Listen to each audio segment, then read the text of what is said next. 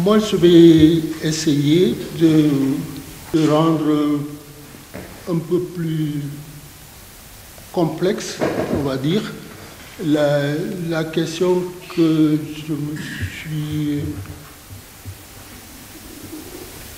posée, c'est qu'aujourd'hui, on est dans une société qui a l'ambition de se présenter à travers cela, c'est la société française, et qui met en avant dans ce récit sur elle-même ce qu'elle appelle l'universalisme républicain, qui serait structuré, gouverné par et autour surtout des trois principes que Bala vient d'évoquer, qu'on retrouve un peu partout sur tous les frontons des institutions de la République: liberté, égalité, fraternité. Mais je voudrais interroger l'universalisme républicain en commençant, en débutant la conversation autour de la question de la racialisation du monde. Parce que c'est pour moi un point de départ très très important qui va peut-être nous permettre de mieux saisir les ambiguïtés et les promesses de l'universalisme républicain tel qu'il est décrit, autour duquel la France est, semble-t-il, construite en tant que nation. Ce qu'il faut dire, à mon avis, de façon très claire, c'est que depuis le début des années 2000, on a pensé que la notion de race était bannie totalement du vocabulaire scientifique et du vocabulaire médiatique. On a pensé que depuis la fin de la Seconde Guerre mondiale, avec tout le travail de l'UNESCO, qu'il n'y avait pas de race, sinon qu'une seule race, c'est la race humaine. Et qu'il fallait construire l'humanité autour de ce consensus qui serait donc l'existence d'une seule race, la race humaine, une seule race, et pas des races hiérarchisées, la race noire, la race blanche, la race jaune, etc., etc. Et l'UNESCO fait la promotion du bannissement total de la notion de race à travers de projets éducatifs et pédagogiques très forts sur les différences, mais pas sur les races en tant que race biologique. La notion de race biologique, elle est définitivement battue en brèche. Mais plus récemment encore, le 12 juillet 2018, les députés français, à l'unanimité, votent la suppression du mot race dans la Constitution française. Donc il y a une sorte de consensus qui se dégage. Mais sauf que la notion de race ressurgit. C'est une notion tenace qui est là et dont il faut quand même discuter. Mais discuter de la notion de race, c'est faire sur le plan historique un retour sur ce que c'est que la colonisation. La colonisation et surtout ce que l'écrivaine franco-camerounaise Léonora Miano appelle l'occidentalité, au sens où il y a un projet d'expansion civilisationnelle qui s'appuie sur des éléments, des arguments un des arguments, c'est la hiérarchisation des races, l'existence donc des races, mais leur hiérarchisation avec des races supérieures, des races inférieures et tout ça. Et la colonisation, le projet d'expansion civilisationnelle de l'Occident, parce que l'Occident, elle s'est construite. L'Occident n'a pas été invité à rencontrer les peuples du monde. L'Occident s'est imposé, a introduit des notions comme la prédation, la spoliation, etc., etc. Et quelquefois, et souvent d'ailleurs, tout ça s'est accompagné de meurtres. Et toute une série d'opérations qui vont accompagner justement cette histoire.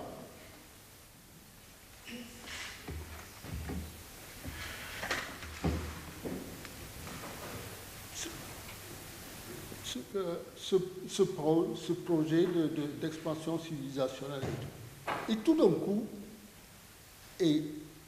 on voit surgir dans le débat académique et dans le débat médiatique une sorte de controverse autour de la notion de race, etc. etc. Et dans cette controverse, moi, je me suis appuyé sur quelque chose qui m'a quand même sidéré au départ, cette espèce de peur panique qui s'est emparée d'une partie de l'intelligentsia française qui commence à vriller, quoi, à dire non, non, mais c'est pas possible tout ça. Qu'est-ce qui est en train de se passer? Tout ce qui, pour une raison ou pour une autre, évoque la question, l'omniprésence de la question raciale dans la société française, sont attaqués et sont considérés comme étant des ennemis de l'universalisme républicain. Et donc cette peur panique, elle s'exprime à travers des pétitions. Il y a des gens comme Régis Debray, des gens comme Elisabeth Badinter, bon, Alain Finkielkraut, bon,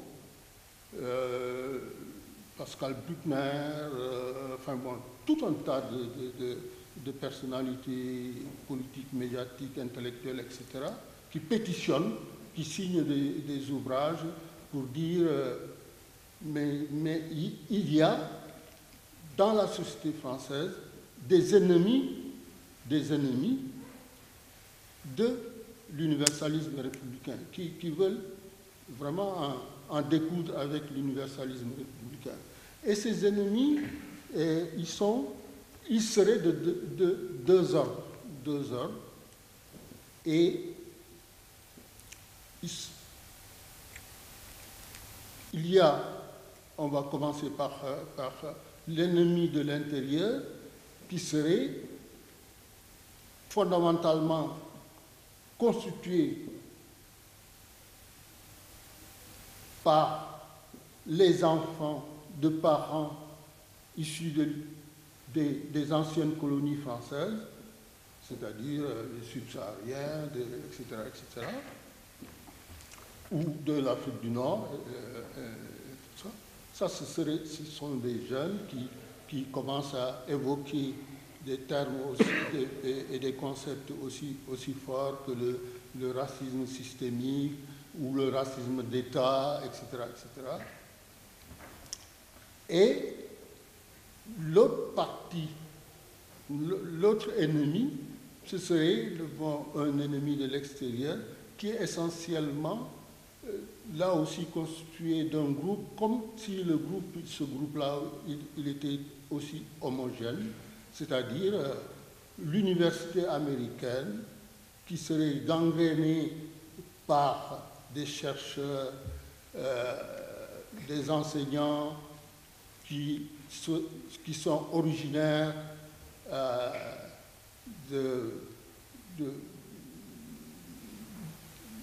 du sous-continent indien, qui sont originaires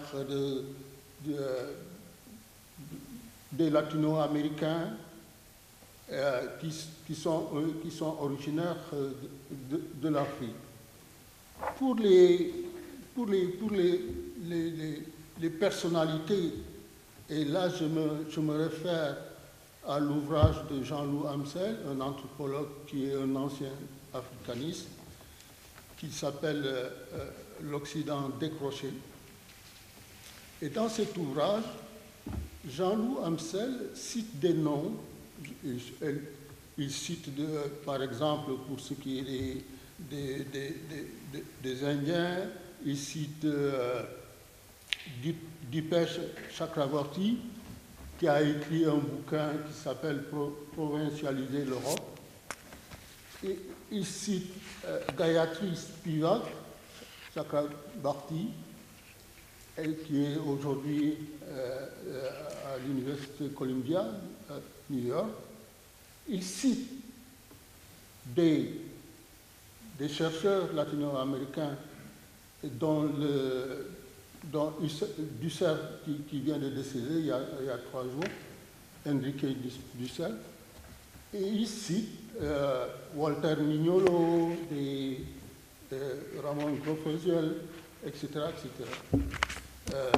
Aníbal Quijano, etc., etc. Et parmi les chercheurs africains qu'il cite nommément dans son ouvrage, il cite Mahmoud Mandani, il cite Mamadou Diouf en premier, Souleymane Bachir Diagne, Ousmane Khan, mais tous ces chercheurs, René Otaïek les connaît très bien.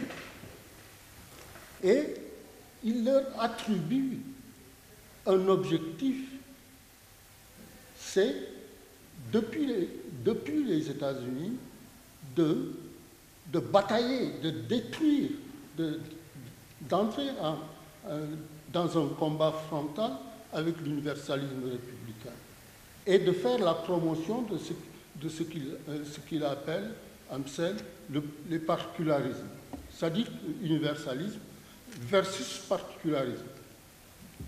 Et c'est sidérant, parce que dans cet ouvrage-là, on se rend compte quand même que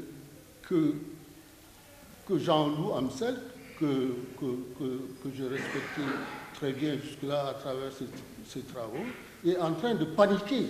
Un autre, un ancien africaniste qui s'appelle Jean-François Bayard, qui aussi dans un livre qui s'appelle sur les études, il dit que les études postcoloniales veulent coloniser l'université française. Donc, on va où là? Et il traite ces études-là, postcoloniales, de carnaval académique. Et il se moque du vocabulaire de Gayatri Spivak, etc., etc. Et parmi les chercheurs africains, j'ai oublié Achille Bembe. Achille aussi est mis au pilori et tout ça. Et donc, moi, j'ai essayé de comprendre comment se fait-il que chaque fois que des chercheurs, qu'ils soient français ou étrangers, s'interrogent sur l'universalisme républicain, on dit qu'ils font la promotion des particularismes, etc., qu'ils sont culturalistes, voire essentialistes, etc., etc. Et donc, j'ai beaucoup travaillé ces questions, et je me suis dit quand même que le plus important pour moi, en tant que sociologue, c'est d'aller à la rencontre notamment des jeunes, 18-24 ans, que j'ai rencontrés à travers la France, etc., et qu'ils me parlent, des jeunes de parents africains, maghrébins, etc., et qui me parlent de leur situation, de leur vie dans la société française, comment quelles sont leurs trajectoires, leur parcours, etc. Comment ils vivent le fait d'être français. Voilà.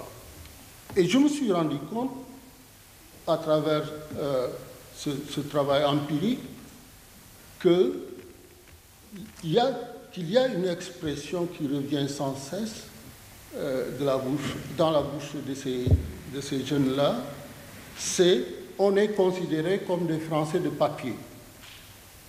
Des Français de papier. J'ai dit, ah bon? Mais oui, mais bon, et pourquoi? Ah bon? Pourquoi vous dites ça? Et ils répondent en chœur, quasiment, que être français, eux, ils se revendiquent français, mais que le regard que la société française pose sur eux, c'est un regard qui met l'accent beaucoup plus sur la couleur de leur peau, sur leur nom, etc., que sur la réalité de leur appartenance à la société. C'est-à-dire qu'il y a une sorte de disjonction entre la nationalité et la citoyenneté. Et ça m'a permis d'interroger encore beaucoup plus la notion de race. Et on s'est rendu compte aussi, progressivement dans mon travail, qu'il y a deux attitudes, notamment sur la question du racisme et de l'antiracisme. Il y a dans la société française apparemment deux regards, deux approches du racisme et de l'antiracisme. On peut dire qu'il y a un antiracisme première manière qui, sur le fond, s'appuie sur une conception individuelle du racisme. Le racisme, c'est pas bon, c'est condamnable, c'est moralement condamnable, etc. C'est des attitudes déviantes, délinquantes et tout ça. Et il faut corriger, et quelquefois condamner des attitudes racistes et tout ça. Mais cette conception du racisme est portée essentiellement par des associations traditionnelles de lutte contre le racisme et contre l'antisémitisme, comme la LICRA, comme la Ligue des droits de l'homme, comme le MORAP, mais y compris SOS Racisme. Et d'une certaine façon, on peut penser que l'antiracisme que ces organisations, mais qui sont quand même nobles, fiers, etc., c'est un antiracisme institutionnalisé, voire institutionnel, au sens où ces associations-là sont reçues régulièrement par les autorités politiques, etc., sont financées par les autorités politiques et tout ça, et qui contribuent d'une certaine façon à ce qu'il y ait une sorte de statu quo, dès lors que leur combat, me semble-t-il, il est, même si c'est un combat noble, entier, etc., c'est un combat limité, parce qu'il n'y a pas d'adversaire social dans ce combat de l'antiracisme moral, classique, etc. Je ne dirais pas, comme certains, que c'est un antiracisme qui est porté par des blancs et par des privilégiés, etc., qui sont hors contexte, etc. L'autre approche du racisme, c'est le racisme systémique, c'est-à-dire ou structurel, parce que c'est la même chose, et qui dit que le racisme, c'est un système. Et là, je me suis appuyé sur la définition du racisme qu'a apporté feu Didier Lapeyronie, qui était enseignant ici, qui est décédé il y a quelques années, qui parle du racisme. Il dit que c'est pas un virus. C'est pas un virus. Il dit que le racisme, c'est une construction sociale. Ça me paraît important. Et que la lecture qu'on doit pouvoir avoir de façon relativement juste, c'est de saisir la question des discriminations ethno-raciales. L'essentiel, comment ça s'exprime, c'est autour essentiellement des discriminations ethno-raciales. C'est-à-dire qu'aujourd'hui, dans notre société, la société française, être noir, ça a un sens. Quand on est noir, on rencontre des obstacles dans son parcours, dans sa trajectoire. L'accès à la formation, l'accès à l'emploi, l'accès au savoir, au logement, etc., etc. Il y a des enquêtes publiques, des institutions publiques comme l'INSEE, comme l'INED, l'Institut national des études démographiques et tout ça, qui montrent le poids extraordinairement important des discriminations ethno-raciales dans notre société, qui se présente comme une société aveugle à la couleur. Non, la société française n'est pas aveugle à la couleur. Il y a la force des préjugés, la force des représentations qui sont liées à l'histoire. Est-ce que l'héritage colonial il se reproduit à l'identique? Non, je ne le pense pas. Mais en tous les cas, il y a une sorte, non pas de continuité et de linéarité, mais il y a quelque chose qu'il faut revisiter en termes d'héritage colonial qui peut permettre de rendre compte suffisamment à la fois de la complexité de notre société à se regarder en face à ses enfants, notamment, qu'elle considère comme étant des Indiens de l'intérieur. Ce n'est pas possible qu'on puisse continuer comme ça, me semble-t-il, et il y a urgence à ce que notre société prenne en charge de façon délibérée cette question qui est aujourd'hui une question, non pas la question déterminante, mais une question importante dans la structuration et dans la déstructuration aussi de la société française. Ça me paraît important de le souligner. Parce qu'aujourd'hui, on est en train, à travers des publications, je pense aux travaux de l'historien Gérard Noriel, mais aussi du sociologue et politiste Stéphane Beau, à travers,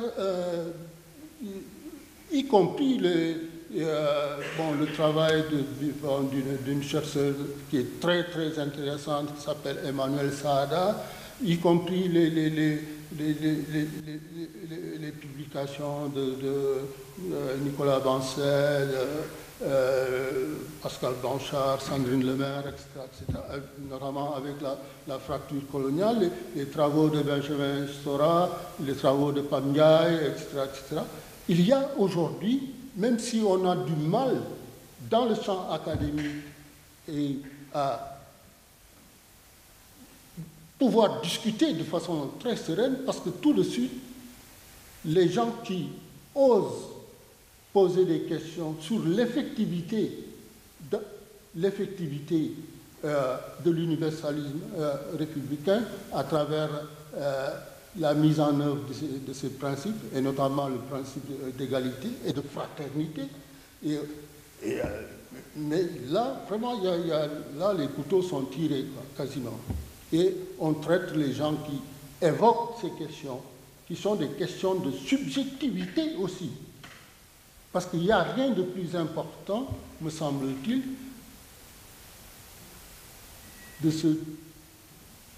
de retenir la parole, la façon dont les gens ils se présentent, comment les gens se définissent, comment ils parlent d'eux. Il faut partir de la parole des acteurs. Et aujourd'hui, la quasi-totalité des acteurs, notamment de ce qu'on appelle les Français de papier, ils disent que